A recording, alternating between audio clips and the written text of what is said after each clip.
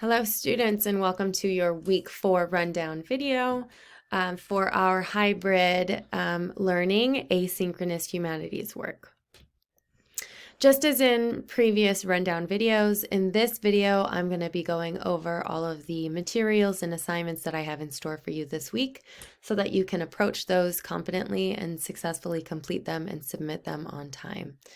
But before I get into that, I'd like to once again remind everyone to please make sure that you are viewing your work for this week on Google Classroom using the classwork view and not stream view. I know this is something I keep saying. However, a number of you are still using stream view, and it's causing you to lose sight of assignments or to do assignments out of order.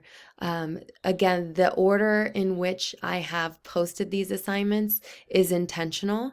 Oftentimes you will need the context and the information in previous assignments in order to successfully complete later assignments. So you can just in general, your asynchronous humanities work will be made easier if you just use the classwork view.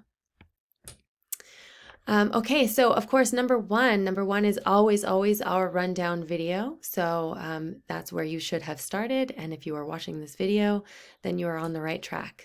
Number two is the note catcher for all of the materials that you are going to be reviewing and reading this week. This should look familiar because this is what we did for week 2. But if you open up this assignment, you'll see it should be a very familiar document. I have given you a single document where you are going to record all of your notes for all of the materials that we are reading and reviewing and analyzing this week. If we read the top here, it says, of course, week 4, and then some of the concepts and the topics that we are going to be diving into this week, and then some instructions that we have already covered in previous weeks. But I will just say you are going to be given a choice, much like you have been in previous weeks, to either do a mind map or Cornell notes for the materials that you are reading this week. You do not have to do both. You can choose one or the other, but regardless of which strategy you're choosing, you're going to, I guess, upload or submit or complete those notes in this same document. So again, if you notice at the bottom, it says upload your notes in the following pages. So let's scroll down to the second page here. This is where you will upload a photo of your mind map, if that's what you chose. If you did not choose a mind map, then continue scrolling and you'll find that I've provided you 2 blank templates for Cornell notes. Okay, so you have 2 materials to read and review and take notes for this week. Now, you will choose to either do mind maps and you'll upload them here, or to do Cornell notes and you'll complete them using these blank templates. But regardless of which you choose, they're both going to be submitted and completed using this assignment on Google Classroom. Number 2, the note catcher. Now let's get started. I'm going to introduce you to some of the materials we're going to be reading and reviewing this week. Number three is an article. It's called How White Flight Segregated American Cities and Suburbs. And you'll notice that there are 2, when you open up the assignment, there are 2 different links. One is the link to the article. And I want to point this out to you because what I've done here is I actually took the article from online and I copied and pasted it into a Google Doc. And I did that because I realized there were some terms that may seem unfamiliar and but that are rather important for you to really understand what you're reading. So in a Google Doc, I'm able to use the comment section here to provide you some insight and to help you understand what these terms are and why they're significant.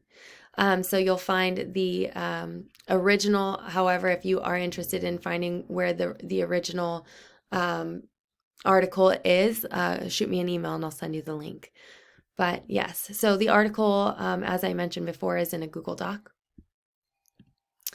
And of course, as always, I've also provided you a YouTube video of this article being read aloud.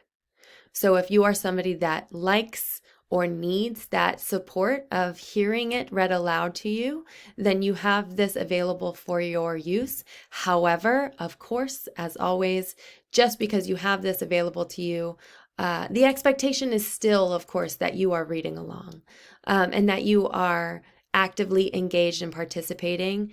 And you can do that by, of course, pausing so that you have time to go back into the text, reflect on the information you just covered, respond, take some notes or what have you.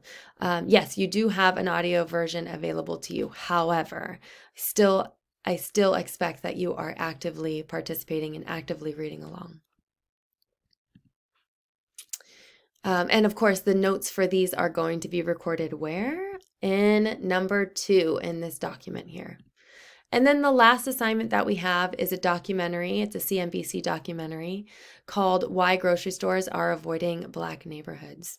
And this kind of covers, so last week we talked about redlining and housing segregation and discrimination.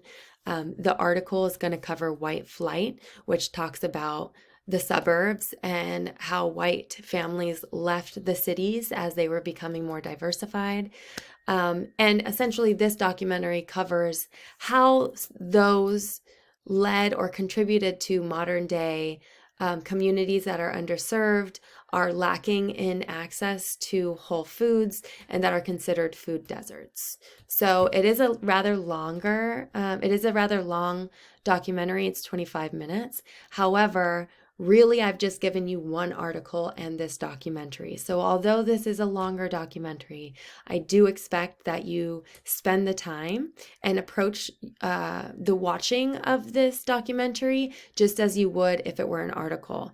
So occasionally pausing, reflecting on the information you just were provided, and reflecting and responding, and then of course note-taking as well.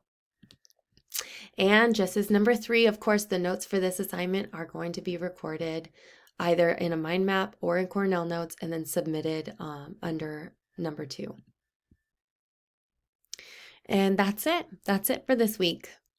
If you are finding that you need help, if you're lost or if you're struggling, of course, as always, send me an email or come see me during office hours. However, I do want to mention I've been getting some emails from students like Thursday night or Friday morning, which means that you've gone an entire 3 days having either not approached the work or approaching the work and struggling. So if that is the case, I need you to let me know well sooner than the day that it's due in order for me to even consider an extension without loss of points. I'm happy to help, of course, as always. However, I will not excuse several days of not completing any work at all. So again, I need you to reach out to me as soon as you know that you need help, as soon as you're feeling lost, or as soon as you start to struggle, so that we can get you in the right direction and so that there's no lost time. All right, good luck.